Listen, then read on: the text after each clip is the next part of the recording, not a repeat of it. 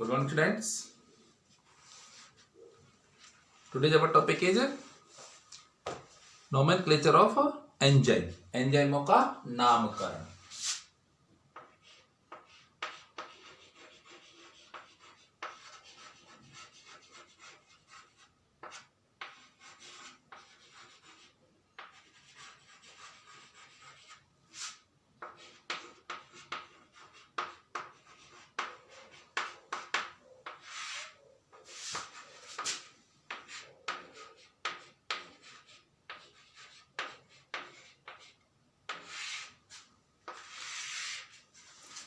एंजाइमों का नामकरण कैसे किया जाता है वो हम आज आपको बता रहे हैं.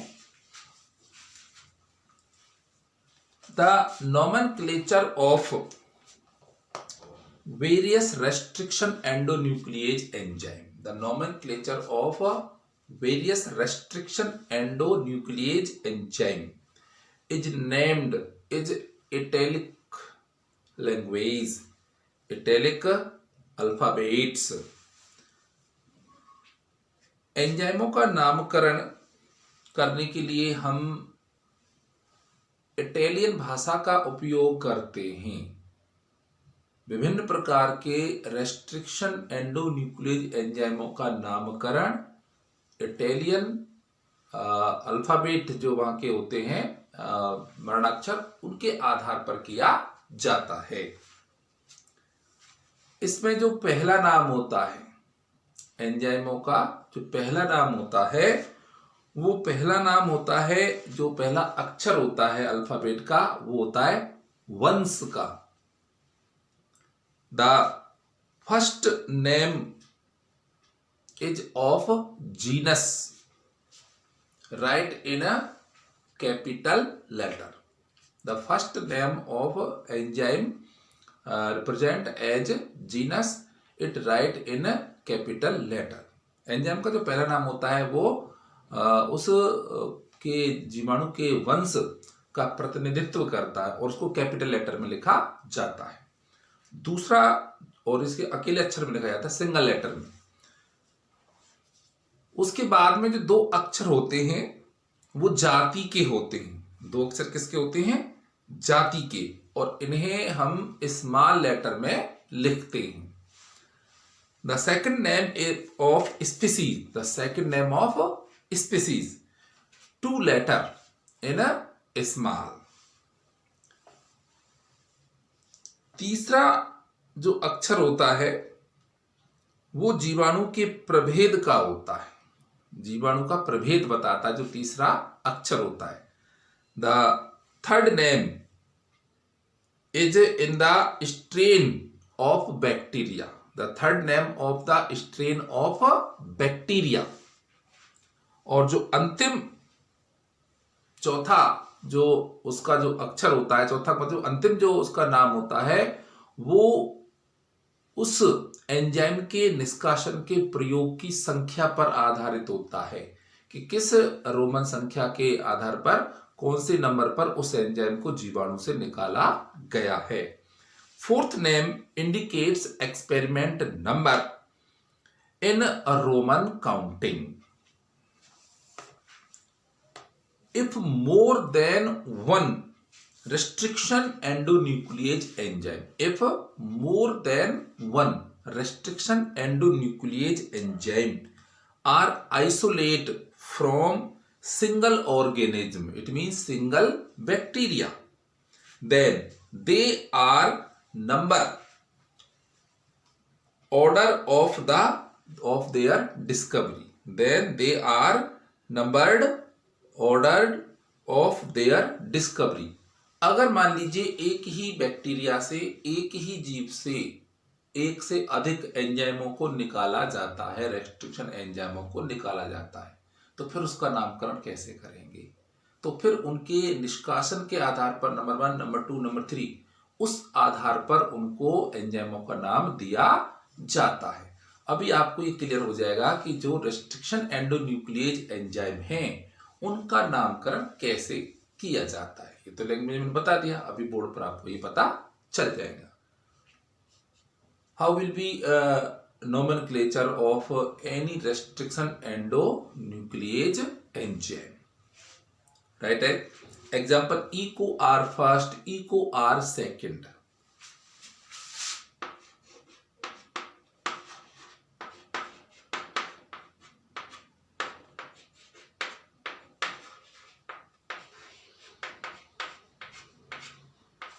ये एंजाइम है restriction endonuclease enzyme, eco R first and eco R second. अब आपको ये देखना है कि इको आर फर्स्ट का मतलब क्या है, इसका ये नाम क्यों रखा गया है, तो आप जानेंगे यहां पर। Here E4 Escherichia, genus of bacteria. Escherichia.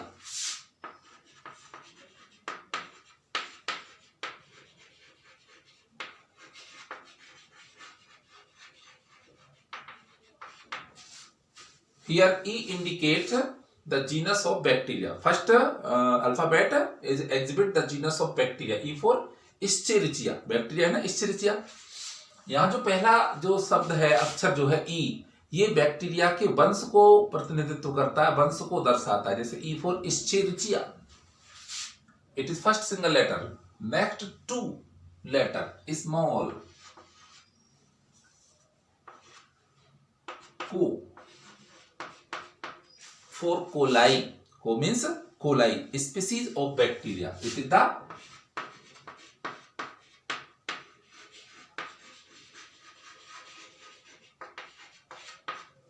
यहाँ पर जो सेकंड जो दो लेटर है सीओ को क्या है, स्पीसीज ऑफ बैक्टीरिया, जीवाणु की जाति को दर्शाता है, और इसको दो स्मॉल लेटर में, दो छोटे अक्षरों में लिखा जाता है। Co for coli, E for Escherichia, co for coli. The third name R rough strain of bacteria.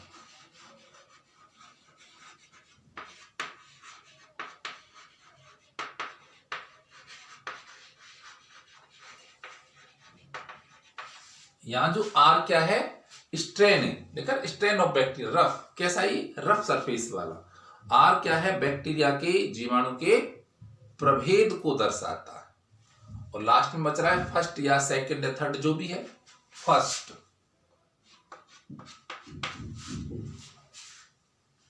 Experiment counting in italic.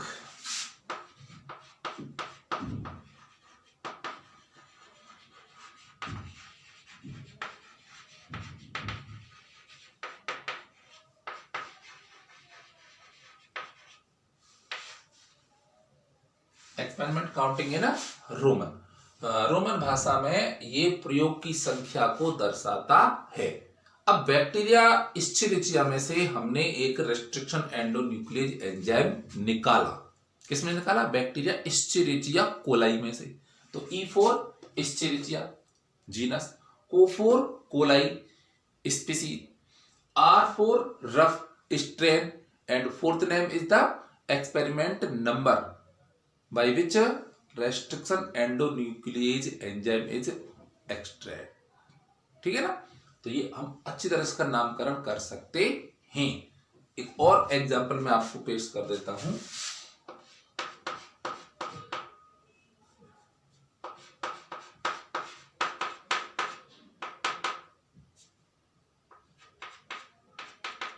Hind third, क्या है ये, hind third, H for bacteria. ये हाइंड थर्ड, ये भी क्या है, रेस्ट्रिक्शन एंडोन्यूक्लियस है। यहाँ H क्या है, Haemophilus, Haemophilus influenzae, Haemophilus influenzae. D क्या है उसका, स्ट्रेन, और ये क्या है उसका experiment number, Haemophilus influenzae, D उसका स्ट्रेन है, और ये थर्ड, डल, डी फॉर डल या जो भी है। तो इस प्रकार से हम क्या कर सकते हैं, किसी भी एंजाइम का नामकरण आसानी से कर सकते हैं। ठीक है,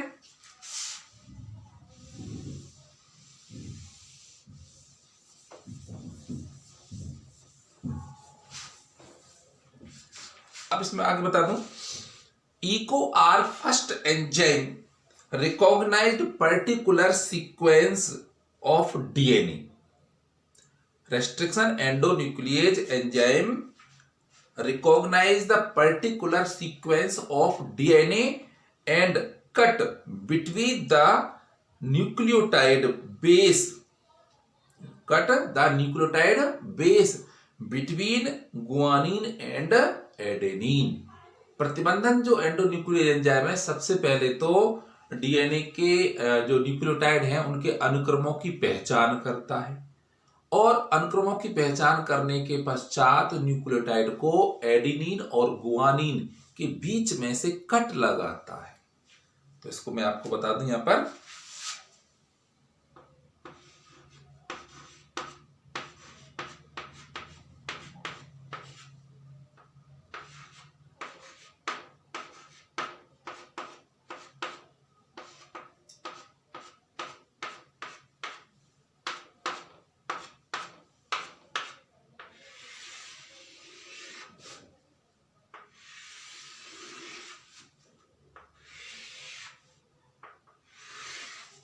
तो ये अपना डीएनए और ये नाइट्रोजिनस बेसिस सीक्वेंस है।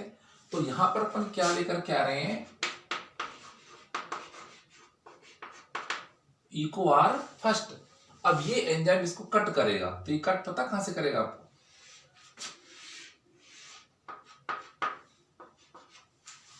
Between guanine and adenine in upper strand and between adenine and guanine lower strand, यानी बोथ स्टैंड पर ये बिटवीन गुआनिन और एडेनिन के ये कट करेगा। तो यही तो क्या है, particular sequence, it is restriction endonuclease recognized particular sequence. तो ये पर्टिकुलर सीक्वेंस ही तो है GAATTC, और इधर से चलेंगे तो भी क्या आएगा GAATTC। अपोजिट 5 to 3 प्राइम और 3 प्राइम to 5 प्राइम इसको जब रीड करते हैं तो उनका सीक्वेंस सिमिलर होता है और उसको अपन बोलते हैं DNA palindrome. In DNA segment, different source in a DNA segment, different source are mixed. अगर मान लीजिए हमारे पास डिफरेंट सोर्स से डीएनए है और वो आपस में मिक्स हो जाए, then ligase enzyme, then both DNA segment join together by phosphodiester bond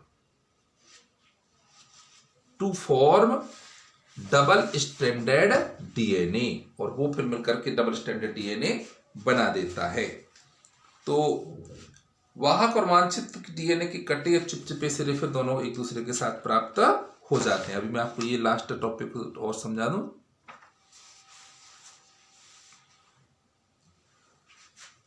पहले तो हमने बता ही दिया कि इको आर फर्स्ट क्या होता है, एक तो वांछित और वाहक, दो अलग अलग प्रकार के डीएनए को काटता है, इधर काटेगा दूसरे को काटेगा। ये तो क्या है अपना वेक्टर डीएनए है, वाहक डीएनए।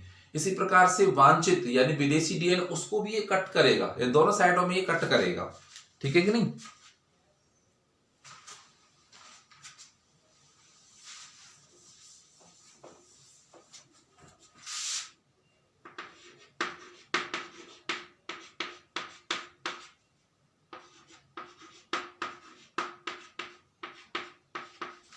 इसका भी आएगा GATTC और फिर यहां पे आ जाएगा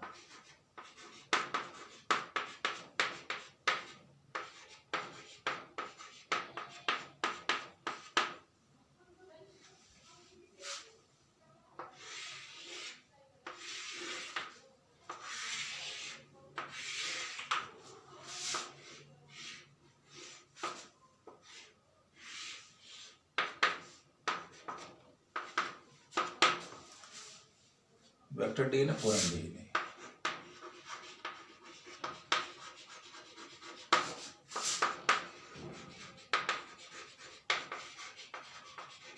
तो ये तो क्या है फॉरेन डीएनए, वांछित, जिसको हम चाहते हैं, ये वो डीएनए किसी जीव से निकाला गया। और ये बैक्टीरियाओं का DNA, vector DNA. Eco R first क्या करता है, वेक्टर डीएनए और फॉरेन डीएनए दोनों को क्या करता है, स्पेसिफिक सीक्वेंस से रिकॉग्नाइज करता है, यानी एक विशिष्ट स्थल से पहचान, स्थल से इनकी पहचान करता है और फिर दोनों को गुआनिन एडेनिन के बीच में दोनों स्ट्रैंडों को काट देता है। जब ये दोनों स्ट्रैंडों को काट देता है ना, तो दोनों स्ट्रैंडों के कटे हुए समान चिपचिपे सिरे प्राप्त होते हैं। दोनों ही वाहक डीएनए और वांछित डीएनए, दोनों डीएनए के कटे हुए चिपचिपे सिरे प्राप्त हो जाते हैं। अब उनके चिपचिपे सिरा पर करते हैं when restriction endonuclease cut both vector DNA and desired, it means foreign DNA, then we obtained sticky ends of both DNA. Now this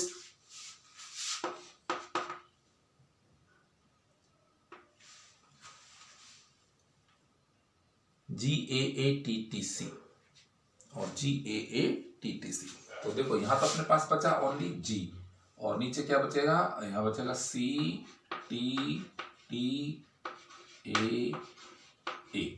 ये तो अपने पास रह गया इतना।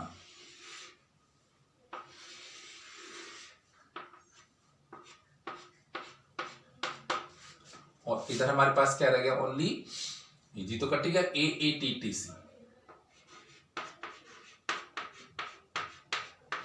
और यहां हमारे पास रह गया ओनली G।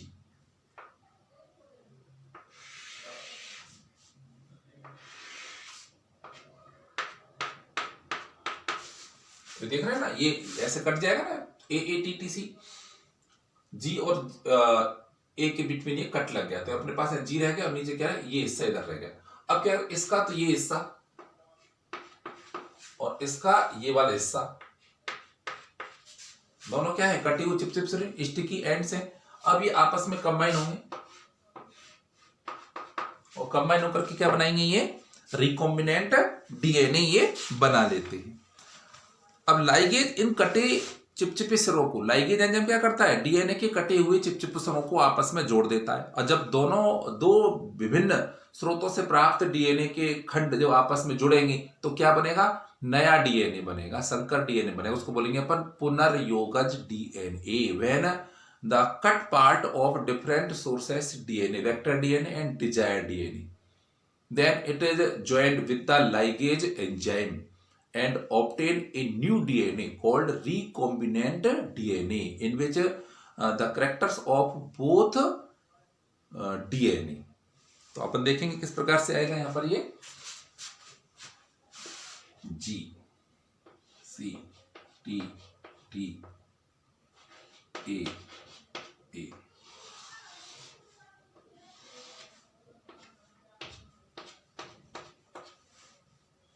क्या आएगा AATTC,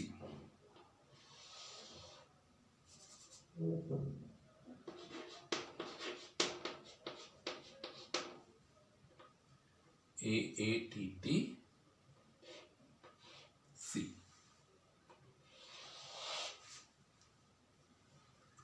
और ये आएगा यहां पर अपना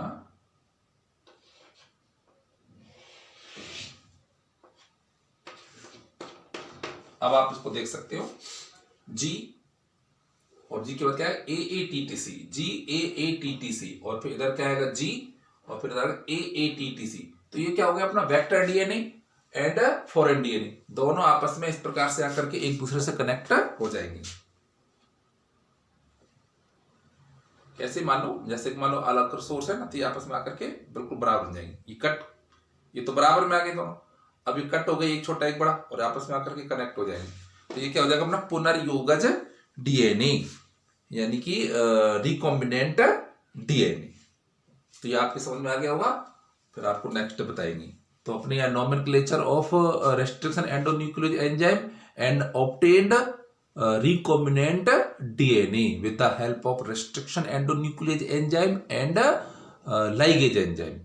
प्रतिबंधन एंजाइम द्वारा डीएनए के टुकड़ों को काटा जाता है तो कटे हुए चिपचिपे सिरे प्राप्त होते हैं। फिर कटे हुए चिपचिपे सिरों को डीएनए लाइगेज एंजाइम द्वारा जोड़ दिया जाता है। जब दोनों कटे हुए वांछित और वाहक डीएनए के सिरे आपस में जुड़ जाते हैं तो जो नया डीएनए बनता है वो होता है पुनर्योगज डीएनए। बाकी अच्छी तरह और क्लास में समझ लेना। Okay, thanks.